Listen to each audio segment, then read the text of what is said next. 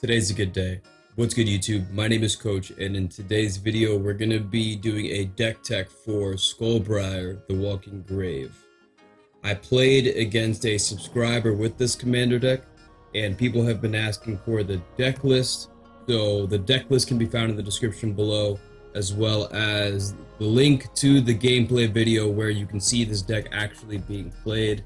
I highly recommend Skullbriar for players that are brand new to Magic the Gathering, as it really allows you to focus on a really simple game plan that will give you the potential to win a lot of games that you play if you play it correctly. We do have a Discord for the channel. That's how I was able to set up the game against the subscriber. Be aware that people that are in the Discord have the opportunity to enter a weekly giveaway. We do giveaways on this channel. We give away commanders every single week. Keep in mind that if you would like to enter the giveaway, you need to enter the Discord. The link will be in the description below for the Discord. And also a Patreon, where you can pledge $5 a month and enters you into a giveaway that's specific to the people on Patreon. And then for the giveaways that we have on the channel, you get 3 entries into those weekly giveaways. So people on Patreon get 2 giveaways every single week, and it's just $5 a month. And you help me to get more cards for giveaways and just help me to grow this channel as we go into the future. When we take a look at Skullbriar here, Skullbriar is a 1/1 that we can pay 2 mana for that has haste. When he deals combat damage to a player, you put a +1/+a counter on him.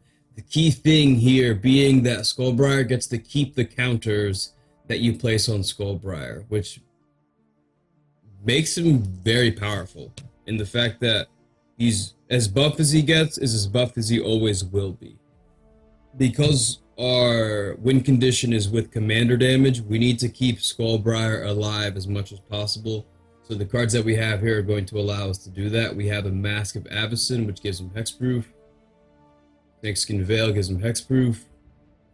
This, if he was to die, will bring him back to the battlefield in case of a board wipe. We have the Snake Umbra, which is going to give him totem armor, which is going to protect him. Regenerate Skullbriar with this boon of Erebos. And then we have a Ranger's Guile, which gives Skullbriar hexproof. Now, sometimes people use enchantments to remove Skullbriar. I don't have any of the enchantment removal here, so any enchantment removal that you have, I would just suggest playing at least 6, maybe 5 to 6 pieces of enchantment removal, just in case they enchant Skullbriar. Or in the moments where they do try to enchant Skullbriar, you can use spells like Costly Plunder and Village Rites to sacrifice Skullbriar in response. So you draw some cards, and you have the ability to replay Skullbriar. Skullbriar only costs 2 mana, and he has haste. So the moment he goes away, he comes back, and he's attacking you again. So it's not really that big of a deal if you sacrifice your Skullbriar a couple times to protect him. While we're playing, Skullbriar deals combat damage, and as he deals that combat damage, he's going to get buffed by the counters he's going to receive. Now, it would be intelligent for you to find other ways of giving Skullbriar +1/+1 counters. We have cards like Retreat to Kazundu, which gives him a counter whenever land enters the battlefield, and during Kamigawa, they basically reprinted this card via Roaring Earth that basically does the same exact thing when a land enters the battlefield. Now, as these lands enter the battlefield, and you buff Skullbriar, or he's dealing damage and you're buffing Skullbriar, what takes this deck over the edge is, at instant speed, doubling the number of counters Skullbriar has. On average, whenever I use any of these doubling spells on Skullbriar, I take him from being a 6/6, which essentially means he has 5 +1/+1 counters, to then 10 +1/+1 counters, which means he's an 11/11, which means that it only takes 2 hits for you to knock someone out of the game. So I would just generally suggest you wait until he has 5 counters before using these cards. So we have an Invigorating Surge, which puts a counter on him, and then you double the number of counters on that creature. Hydra's Growth is going to double the number of counters on a creature during your upkeep. This is also going to double the number of counters, Solidarity of Heroes. And then Soul's Might puts X counters on a creature where X is that creature's power. And then Visions of Dominance also doubles the number of counters on a creature.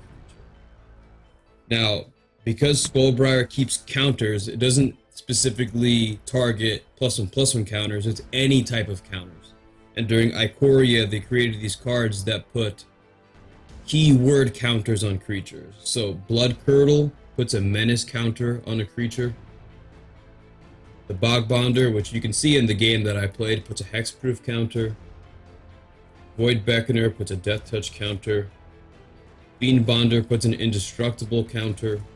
Tyrite Sanctum can essentially turn a creature into a god, and then you can sacrifice the Tyrite Sanctum to put an indestructible counter on target god. Skullbriar being a god sounds cool to me. We have the Titanoth Rex, which is going to put a trample counter on a creature. Some cards that we have over here don't put counters, but this Rogue's Passage is going to give Skullbriar unblockable, and then this Pride Malkin is going to give him trample. So these are a couple of other ways to make Skullbriar difficult to stop. Now the cards that we have over here are just random and just make the deck good, just in case the whole Skullbriar game plan is not working out too well. We have Branching Evolution, which essentially puts double the counters on creatures we control. We also have a Triskelion, and then we also have a Rite of Passage. And just so you are aware, this is an infinite combo here. We can use these 3 cards to put an infinite number of counters onto Triskelion, which is going to allow us to remove those infinite number of counters to deal an infinite number of damage to our opponents. So that's going to be that for the Skullbriar. Remember, like I mentioned about the giveaways, you can find the Discord link in the description below. And if you want to play games against me through the Discord via Spell Table, you can find all that information in the Discord as well. Always remember, eat healthy, okay? Work out every single day. Most importantly, believe in yourself, and remember to like and subscribe, okay? I'll see you guys in the future. Peace.